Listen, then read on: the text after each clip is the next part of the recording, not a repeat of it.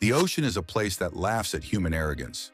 No matter how advanced the ship, no matter how mighty the fleet, when the sea decides to bare its teeth, steel becomes fragile and men become small.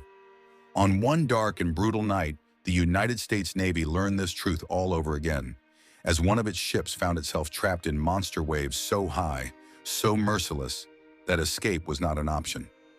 It began with a storm warning, the kind that sailors hear and often dismiss. Warnings are common, and a vessel of the Navy is built to endure. The radar showed a swirling low-pressure system forming hundreds of miles away, churning the sea into agitation. At first, the crew treated it as routine. They were used to rough seas, used to the deck pitching beneath their boots, used to water crashing over the bow. But as hours passed, it became clear that this was not routine. The storm was not just growing, it was evolving into something monstrous. The ship pushed forward, engines roaring against the drag of the swelling ocean. The first waves struck like battering rams, not crashing playfully, but hammering the steel hull with bone-shaking force. Sailors clung to rails as the deck tilted violently.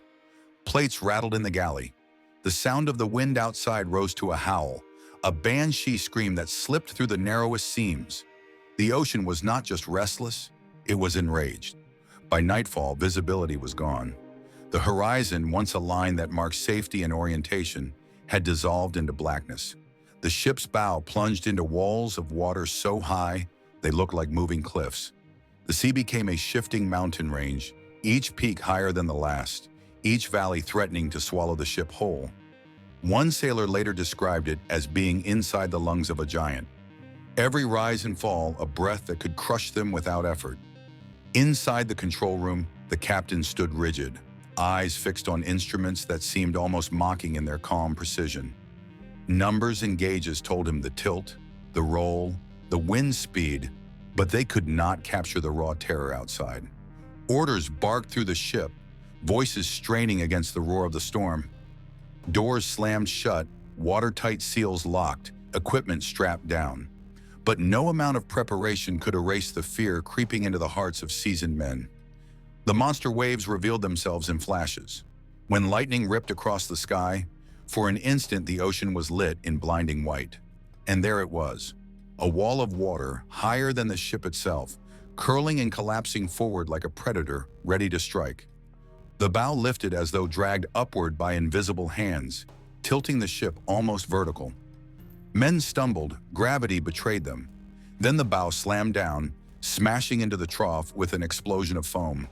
The entire vessel shuddered, metal groaning like a living thing. Time slowed. Minutes stretched into eternities. Every wave was a gamble. Would this one roll them? Would the next one snap the mast or flood the engine? The sea gave no answers, only more fury.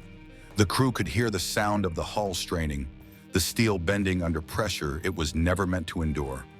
The ship was designed for war, but war was predictable compared to this. The ocean had no rules, no tactics, only chaos.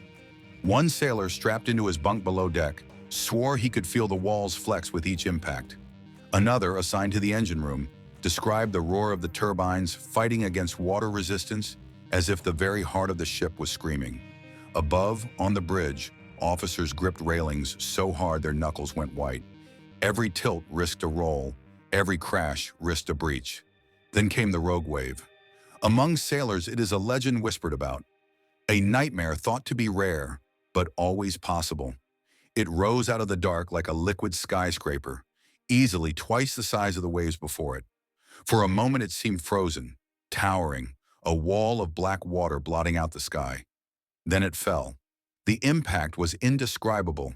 The ship rose steeply, climbing the wave like a toy tossed into the air, before crashing down into the other side. Men were thrown from their feet. A control panel sparked, alarms screamed, and seawater poured over the deck in torrents. For one horrifying instant, the ship was nearly on its side, tilting far enough that even the most stoic sailors believed it was the end. But with a groan of straining steel, it righted itself, staggering back into place, scarred but alive. No one cheered. There was no relief. The storm raged on, and the rogue wave had only proven how powerless they were. The men worked in grim silence, adjusting ballast, monitoring pumps, patching leaks where they could. Each face was pale, sweat mixing with seawater, but their eyes burned with determination. The Navy trains its sailors for combat, but here in the maw of the sea, it was willpower that mattered most. Hours passed, though no one could say how many. Time in the storm was not measured by clocks, but by the rhythm of the waves. Slam, tilt, shudder, rise, fall. The cycle repeated endlessly. At times, the ship seemed to hang weightless at the top of a crest, the entire ocean spread out below like an abyss. At others, it plunged so deep the horizon disappeared, walls of water on all sides, a prison of liquid darkness. Some men prayed, others cursed. Some simply gritted their teeth and worked, their muscles aching from constant bracing against the violent motion. Sleep was impossible. Food was irrelevant. The storm consumed everything, reducing existence to survival. Then in the dead hours before dawn, the fury began to break. The waves, still massive, lost some of their sharpness. The wind, while still howling, softened just enough that orders no longer had to be screamed. The ship remained battered, waterlogged, but afloat. Slowly, cautiously, the crew realized they had endured the worst. When daylight finally returned, the sight was staggering. The ocean was still rough, but the worst of the monster waves had passed. The ship bore its wounds, dented hull, fractured equipment, railings twisted and broken.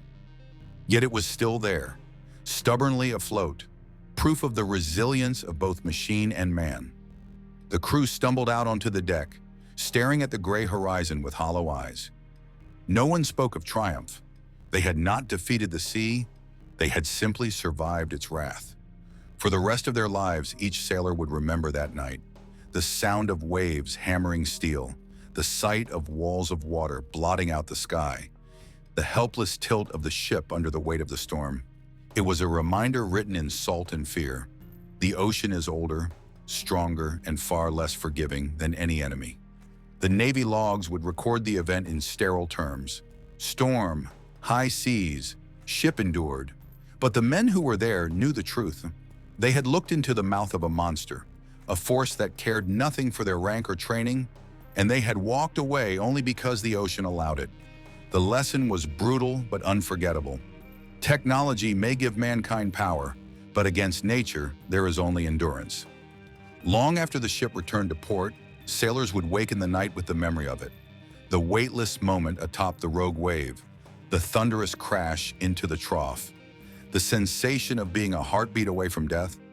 They would tell stories to new recruits, exaggerating nothing because nothing needed exaggeration, and always they would end with the same warning. Never underestimate the sea, because out there, beyond the safety of land, when the waves rise higher than buildings and the sky itself seems to collapse into the ocean, there is no such thing as escape. There is only survival. And on that night, the U.S. Navy learned it once again, the hard way.